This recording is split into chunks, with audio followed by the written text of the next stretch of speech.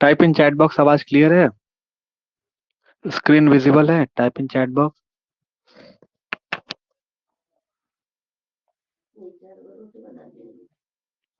बना दो।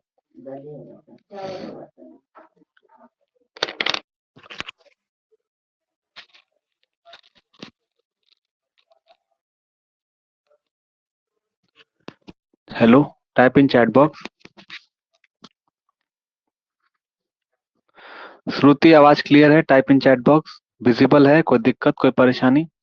तुम्हारे यहाँ नेटवर्क इशू है क्या? बार बार लेफ्ट दिखा रहा, ज्वाइन दिखा रहा।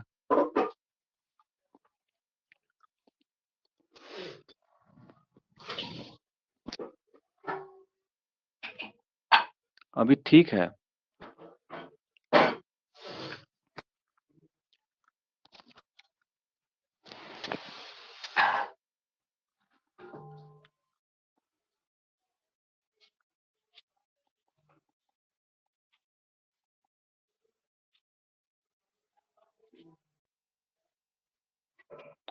एक बार टाइप कर दो। क्लियर है?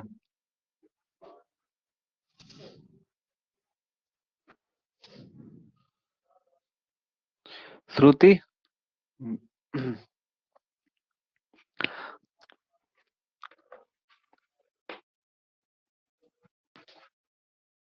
आवाज क्लियर आ रही है? टाइप इन चैट बॉक्स, एक बार चेक कर लो।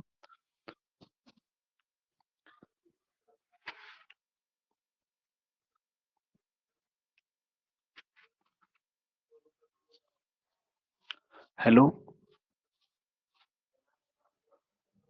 हेलो, आवाज क्लियर है? Type in chat box.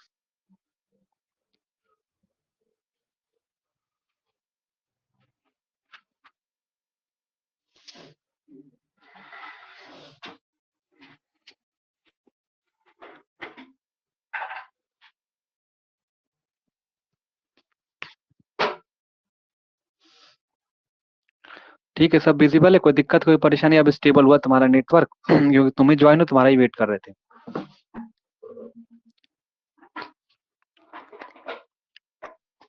ठीक है, देखो, सबसे पहले हमें क्या पढ़ना है? फ्रैंक कोडान प्रिंसिपल पढ़ना है। अब फ्रैंक कोडान प्रिंसिपल पढ़ने से पहले फ्रैंक प्रिंसिपल कोडान देखो, फ्रैंक कोडान पढ़ने से पहले हम तुमको ये बता दें कि फ्रैंक कोडान प्रिंसिपल होता क्या है। ठीक है, फ्रैंक कोडान प्रिंसिपल क्या है? हम लोग सबसे पहले एक ग्राफ बनाते हैं। हमारे पास क्या है? यहाँ पे एनर्जी डिनोट करेंगे ऑन वाई एक्सिस पे, और एक्स एक्सिस पे हम मान लेते हैं कि हमारे पास कोई न्यूक्लियाई है, ए आ बी।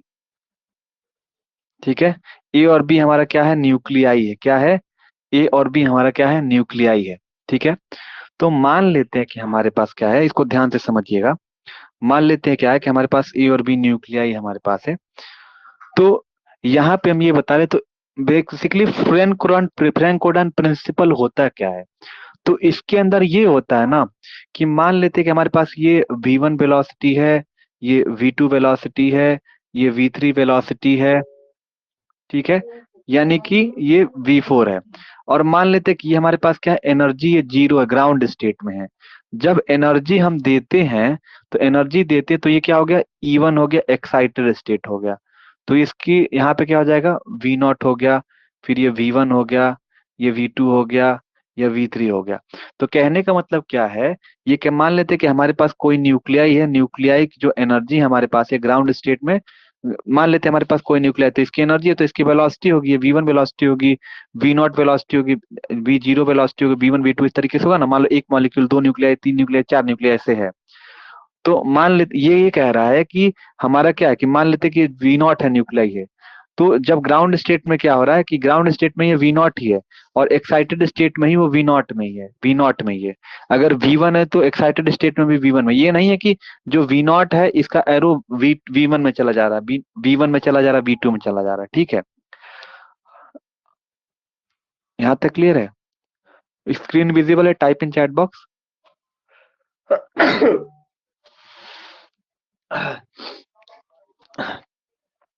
तो यहाँ पे बेसिकली हम लोग यहाँ पे फ्रैंक कोडान में इलेक्ट्रॉनिक ट्रांजिशन पढ़ते हैं, कि ग्राउंड स्टेट से कैसे इलेक्ट्रॉन एक्साइटेड स्टेट में जाता है।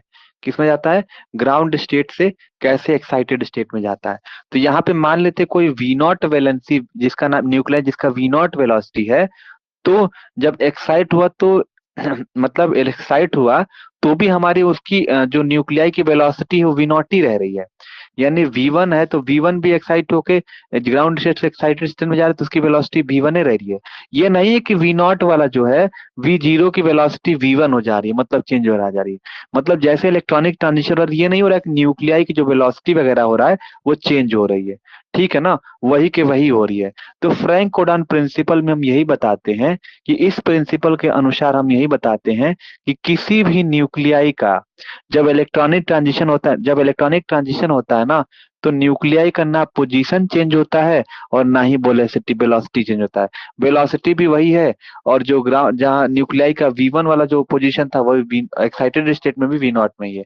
यानी कि आपने क्या बताया कि जब इलेक्ट्रॉनिक ट्रांजिशन कराते हैं तो किसी भी न्यूक्लियाई का ना ही वेलोसिटी चेंज होता है और ना ही उसका पोजीशन चेंज होता है। इसी को हम लोग बोलते हैं फ्रैंक कोडान प्रिंसिपल। ठीक है, फ्रैंक कोडान प्रिंसिपल के नाम से जाना जाता है। क्लियर है? ठीक है, ऑल क्लियर। तो यहीं पे लिखोगे, यहाँ पे अब जो मैंने तुम्हें समझाया हमने यही बताया। आवाज क्लियर है राघवी तुम्हारे में या कोई दिक्कत है बताओ? तुम लोग ब्लिंक क्यों कर रहा है? कोई जा रहा है कोई आ रहा है? What is the reason behind it? Any problem right now? कोई एक भी बच्चा रहता है तो पढ़ाने में अच्छा भी लगता है।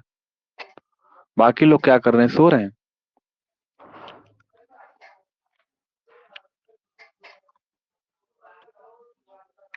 हेलो, दिक्कत है क्या? कोई दिक्कत यानी परेशानी? आगे बढ़े?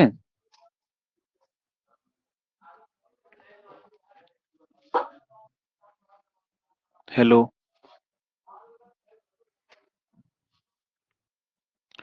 Is it clear? Type in chat box, screen visible है, आवाज क्लियर आ रही है?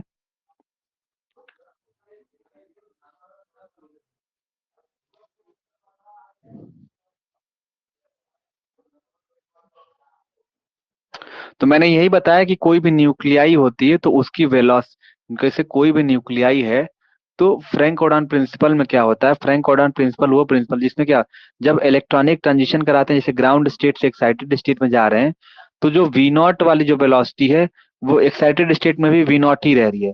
मतलब ना ही इसकी वेलोसिटी चेंज हो रही है ना ही जैसे नीचे था एकदम नीचे था तो भी एक्साइटेड स्टेट में भी नीचे ही रह रहा है।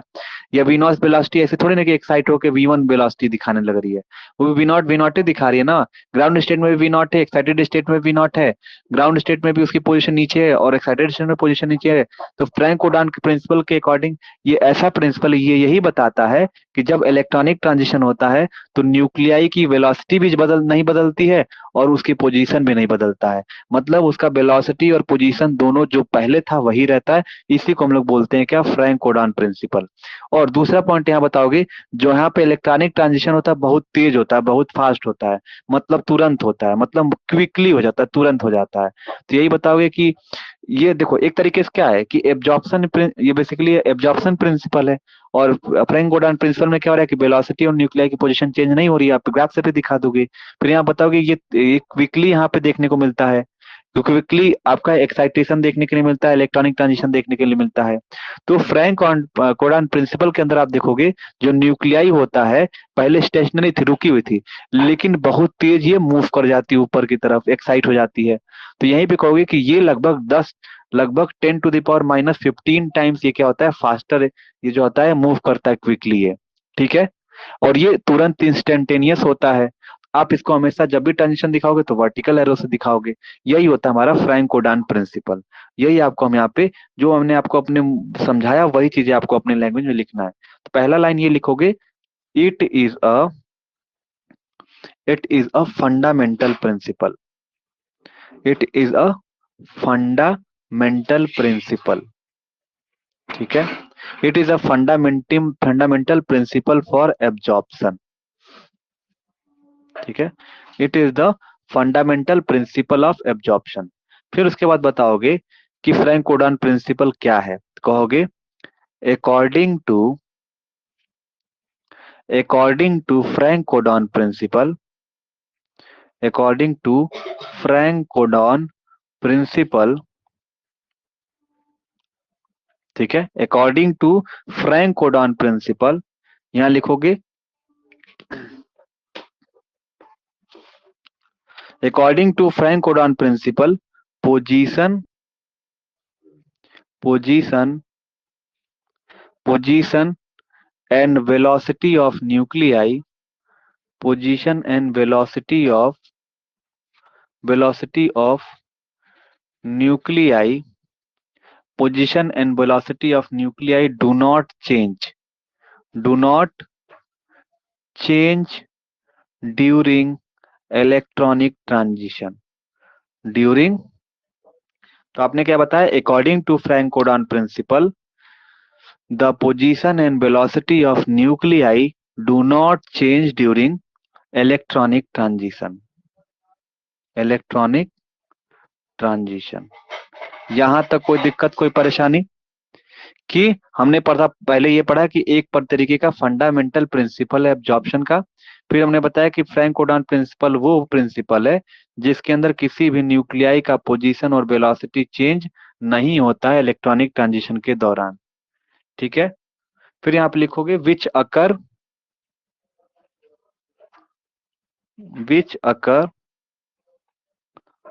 मोर quickly than the period of vibration, than the period of vibration, ठीक है। period of vibration of nuclei as they are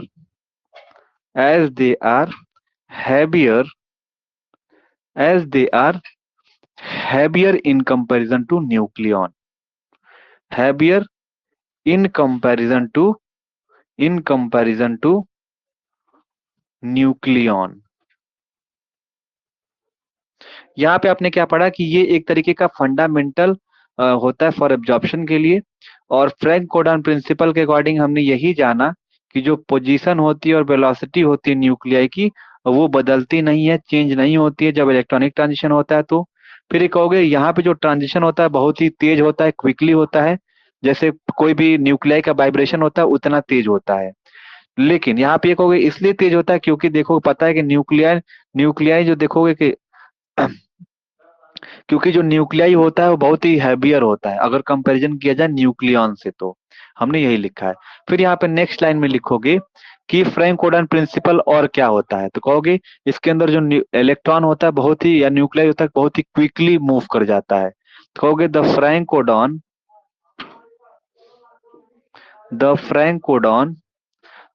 codon principle state that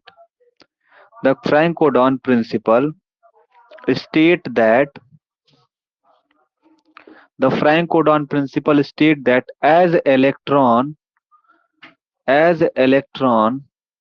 move more faster than nuclei, ठीक है। आपने क्या बताया कि फ्रैंक कोडॉन प्रिंसिपल ये बताता है कि जो इलेक्ट्रॉन हमारा होता है बहुत ही तेज या क्विकली ग्राउंड स्टेट से एक्साइटेड स्टेट में फास्टर ही मूव करती है, as effectively stationary during the electronic transition. तो यहाँ पे एक लाइन यहाँ पे बढ़ा दोगे कि Franck Condon principle state that as the electron move more faster than nuclei, as effectively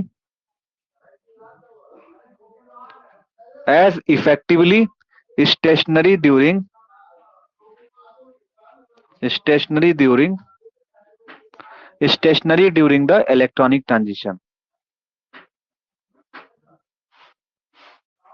समझ में आया? तक कोई दिक्कत, कोई परेशानी? Type in chat box. यहां तक समझ में आया?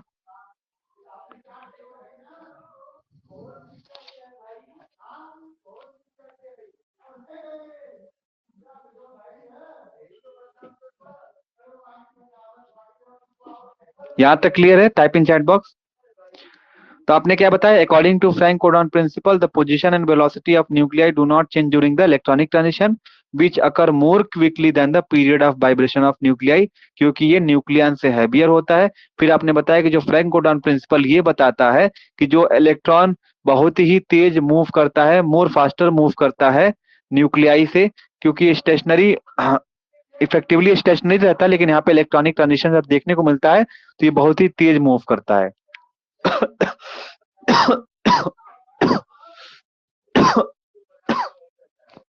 अब यहाँ पे बताओगे क्या कि जो इलेक्ट्रॉनिक ट्रांजिशन होता है किसी भी इलेक्ट्रॉन का, वो कितना टाइम लेता है, तो कहोगे 10⁻⁻15 सेकंड लेता है इलेक्ट्रॉनिक ट्रांजिशन करने के लिए। तो यहाँ पे एक लाइन आप यहाँ पे ये लिखोगे कि इलेक्ट्रॉनिक ट्रांजिशन के दौरान जो इलेक्ट्रॉन होता है वो कितना टाइम लेता है, तो कहोगे 10⁻⁻15 टाइम्स लेता है। तो बताओगे क्या, यहाँ पे एक लाइन लिखोगे electronic transition, electronic transition, electronic transition is electronic transition of electron, electronic transition of electron require 10⁻⁻15 second, 10⁻⁻15 second time, इतना टाइम लेता है ग्राउंड स्टेट से एक्साइटेड स्टेट में पहुंचने के लिए। ठीक है, और यहाँ पे एक लाइन और लिखोगे कि जो इलेक्ट्रॉनिक ट्रांजिशन होता है वो बहुत इंस्टेंटेनियस होता है, तुरंत होता है। क्या होता है, तुरंत होता है। तो यहीं पे ये बताओगे कि the nuclear do not have to change more, इसीलिए वो अपने पोजीशन को चेंज नहीं करता है। तो यहाँ पे एक लाइन और लिखोगे यहाँ पे कि the electronic transition, the electronic transition, the electronic transition is effectively instantaneous, is effectively instantaneous, instantaneous होता है, तुरंत होता है, इंस्टेंट होता है। एंड लिखोगे the nuclei, the nuclei do not have, the nuclei do not have a change to move, do not have change to move, इसीलिए उसका वेलोसिटी जो होता है और उसका जो पोजीशन होता है वो बदलता नहीं है। यहां तक कोई दिक्कत, कोई परेशानी बताओ। तो इसीलिए जब भी हम लोग ट्रांजिशन दिखाते हैं वर्टिकल एरो से दिखाया जाता है।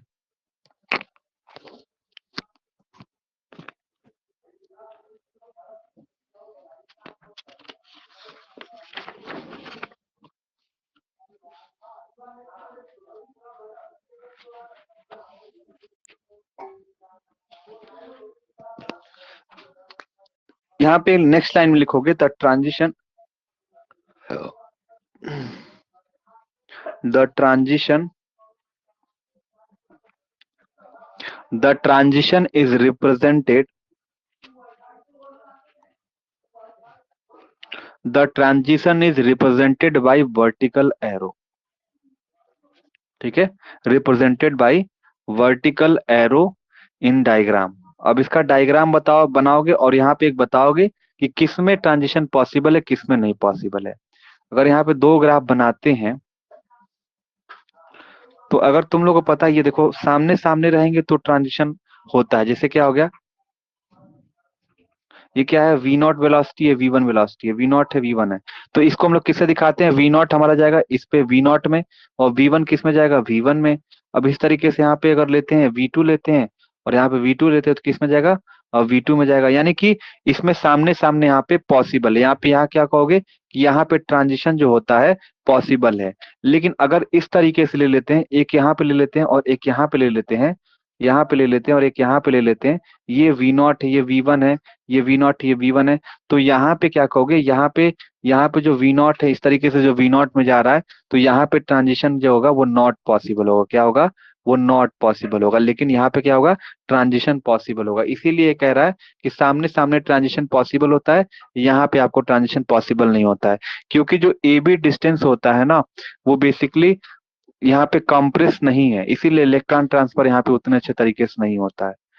तो इसी के केस में हम लोग आगे चल के फ्रैंक कोडॉन प्रिंसिपल के बेसिस पे हम लोग आगे के क्लास में, कल वाले क्लास में हम लोग पढ़ेंगे, क्योंकि आज उसको नहीं लिया जाएगा, कल लेते हैं लेपोटे का क्वेश्चन करेंगे और लेपोर्टियन सिलेक्शन रूल पे कैसे लेपोर्टे अलाउड रहता है और कैसे ट्रांजिशन होता है। तो इतना अगर आपको लिखने के लिए आएगा तो आप इतना लिख देना कि क्या होता है फ्रैंक कोडान प्रिंसिपल। ठीक है, क्या होता है फ्रैंक कोडान प्रिंसिपल। और यहाँ पे दो ग्राफ बना के दिखा देना कि कैसे यहाँ पे ट्रांजिशन यहाँ पे होता है, कैसे यहाँ पे ट्रांजिशन यहाँ पे नहीं होता है। समझ में आया कि फ्रैंक कोडान प्रिंसिपल क्या होता है? ये थियरी है, लिखने के लिए एग्जाम में आता है। अगर आएगा तो 4 नंबर में दे देंगे या 4 नंबर में दे देंगे फ्रैंक कोडॉन एक्सप्लेन करने के लिए। फिर 4 नंबर में तुमको दे देंगे क्वेश्चन करने के लिए, माइक्रोस्टेट निकालने के लिए। और 4 दे देंगे टर्म सिंबल निकालने के लिए। 12 नंबर का हो गया। ऐसे एबीसी करके क्वेश्चन बनता है। समझ में आया? तो इस क्लास को यहीं पे लेफ्ट कर जाओ। तो लेफ्ट कर जाइए, ठीक है। इसका हम नोट्स अभी थोड़ी देर में भेज देंगे।